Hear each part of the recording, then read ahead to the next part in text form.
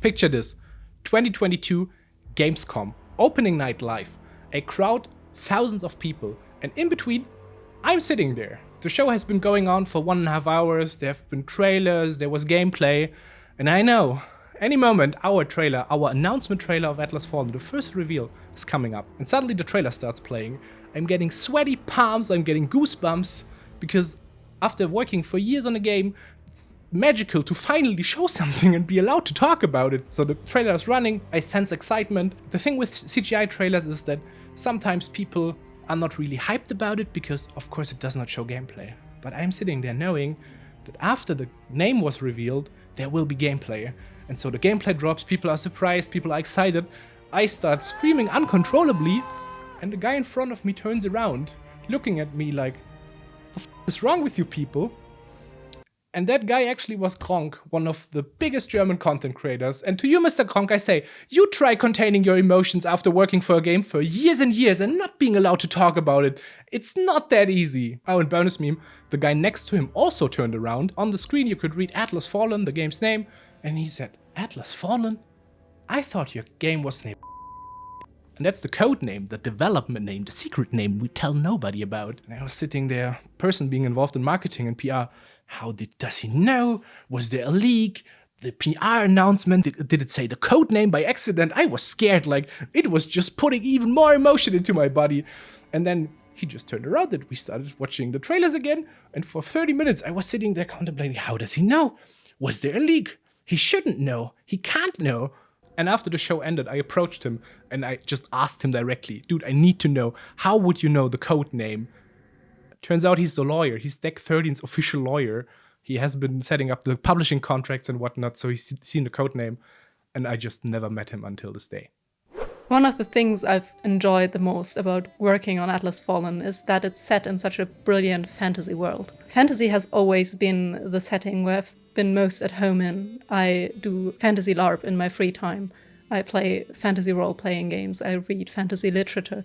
So working on a game set in a medieval fantasy world these past few years has been really fulfilling. Hello, so my name is Łukasz. I'm a graphics programmer at Deck13, and you can obviously guess what movie am I seeing today. When it comes to my favorite moment during the development of Atlas Fallen, obviously there were like many cool moments that are in my memory, but one that happened pretty recently, it was after, it basically started happening after we showed the game off at Gamescom, is people started getting confused about what technology are we using to develop the game, and we have our own in-house tech called FLEDGE. We do not use any off-the-shelf engines.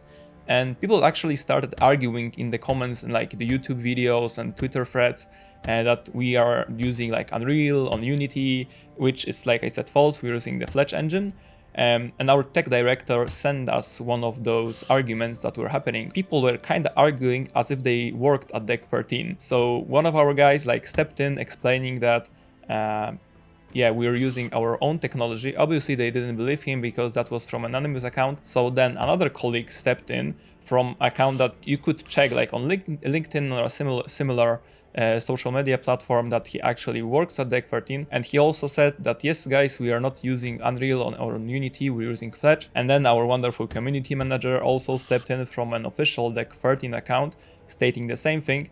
And the whole like campaign started to explain to people that we are not using Unreal, Unity, Godot or anything like that, just our own custom technology, which I found pretty funny, especially the whole arguing in the comments between people that are outside of the company. And maybe because of all that suffering, tech finally deserved its own Inside episode where we can talk about FLEDGE.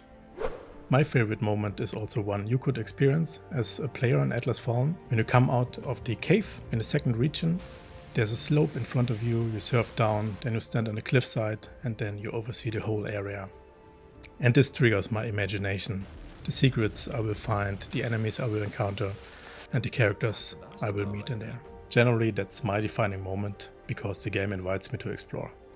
Hey, my name is Björn, I'm a technical VFX artist here at Deck13, and what's really special about this company is that we don't just watch movies together, we also work in between departments very closely, and we're just having a lot of fun and trying to build something unique and new. So, glasses off. time to get serious about it. I think one of the best examples for working in between departments in our company is how we try to implement our sand rendering look.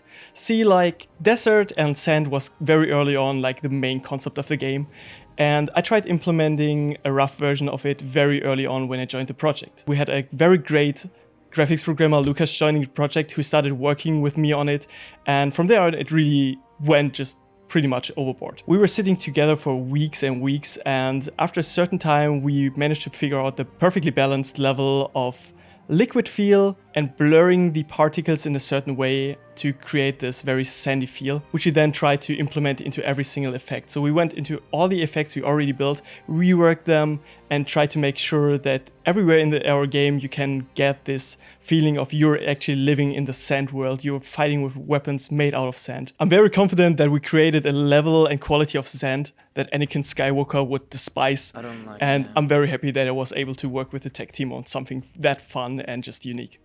So something that was very special to me during the development of Atlas Fallen was the old trip through the performance and visual quality. When you arrive at a point in game development, you have to talk about optimization, performance, and it's always a very thin balance between visual and performance. The best part of it was when the team gathered, art department, tech department, together in one room to check the visual quality on all platforms to see if it was on par, checking all the details and also checking if the performances were good on all platforms. That's something, it was a great moment, and I think it was one of the best moments in the development of Atlas Fallen.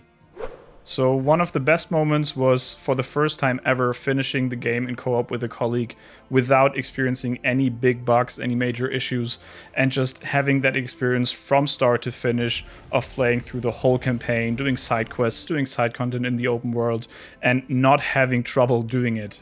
We put a very big amount of effort into making sure the co-op plays great and feels great for players to experience, and having that happen for the first time during development just showed that all the effort we put into developing was worth it, and that the co-op experience really lives up to the standard we set for ourselves.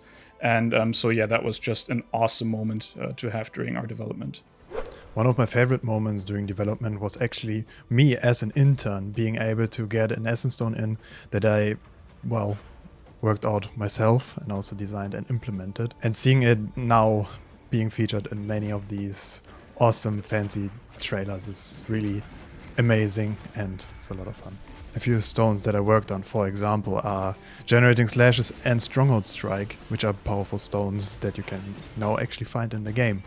Besides designing and developing these Essence Stones, it was actually a lot of fun to also test them in the co-op task force, which was a small group, well, to test the co-op functionalities of the game, which was led by a person called Robert, who sadly no longer works with us. But at this point I also quickly wanted to mention, hi Robert, it was a lot of fun working with you, and we think of you. During the development of Atlas Fallen, sadly our beloved colleague and friend Felix passed away. He was the IT and QA director at the time. He has been with the company pretty much since the first day. To memorize and immortalize him, we created a little dedicated area towards the end of the game. We will be able to visit it and to see the gravestone. There's butterflies flying into the sunset and beautiful music is playing. I'm very proud that we found a way to remember Felix in the game, and I know he would be proud of what the team achieved. There is something written on the tombstone. It reads, "For Felix. His voice forever echoes through these valleys and over all mountaintops. His footprints in the sand will vanish, but memories of him will never fade." I do not know who he is, but his people seem to have loved him.